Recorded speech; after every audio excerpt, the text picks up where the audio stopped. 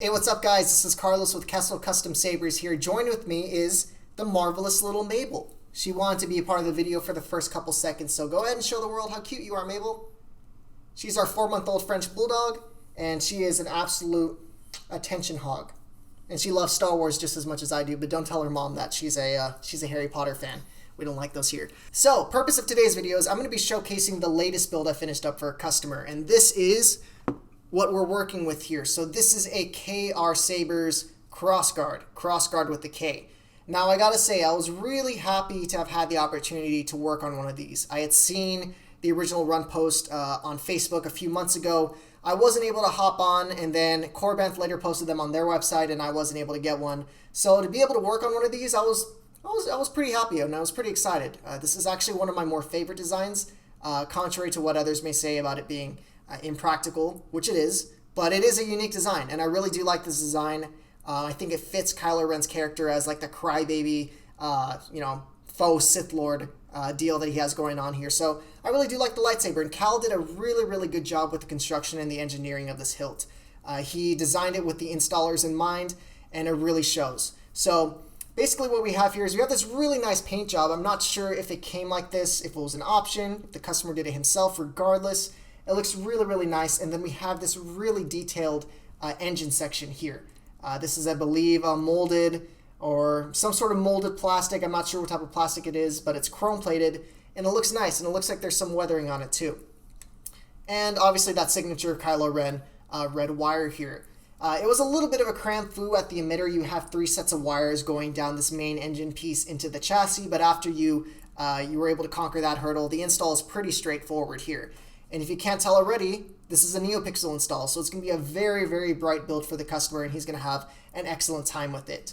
So let's go ahead and talk build specifics here. Now, prep time just to get this hilt ready for install was around two-ish hours, I would say. There were a lot of issues with the components that I was sent. The customer had tried to install this himself previously, so there was a lot of cold solder on the soundboard and on the NEOPIXEL connectors, on the battery contacts, which I just ended up replacing anyways. And the speaker was good, so I didn't need to touch the speaker at all. But I need to clean up all that solder. I like to have a clean slate whenever I work on electronics. And for some reason, my soldering iron just wasn't cooperating with me. But once I fixed that, it was smooth sailing from there.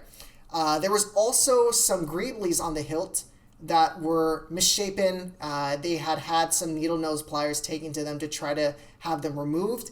And basically what I did is I took some hand files and I filed them back into shape, and I applied some aluminum black onto those pieces to try and restore that black color and get it as close as possible to the anodizing that you see on here as well.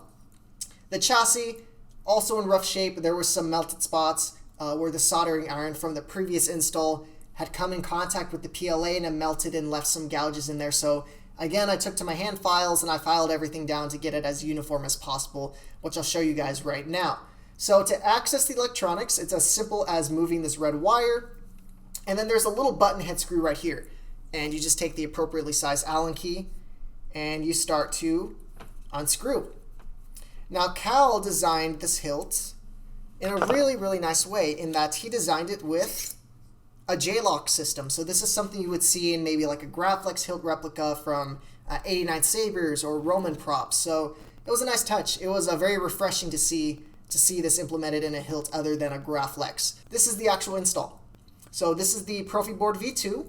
This is the removable 18650 lithium-ion battery and the KR Sabers 28mm bass speaker, along with 3 Showtalk NEOPIXEL connectors. So the customer's going to have a really fun time here. So he's going to have 3 independent data lines for him to mess with and have all the different blade styles that he could possibly dream of here.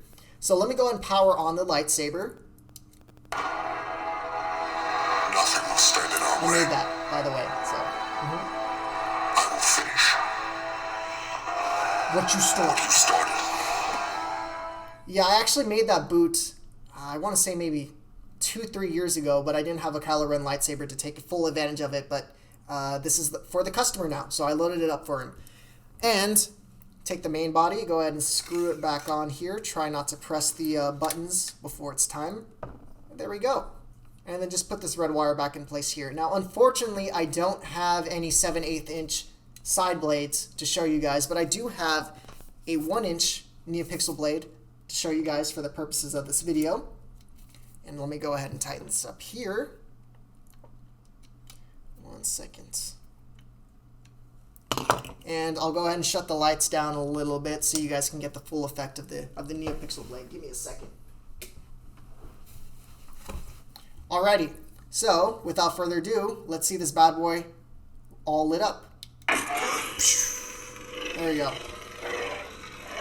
Not sure how well this is coming out on the microphone, but got the smooth swing technology in this Proffieboard. So really responsive swings. Responsive to how fast you move the lightsaber. And I would swing it around a lot more, but I have a wall like right here, and I have my computer right there, so I don't want to hit anything here. So boom, boom, boom. So turn this off, and I'll play a track for you guys. Do, do, do.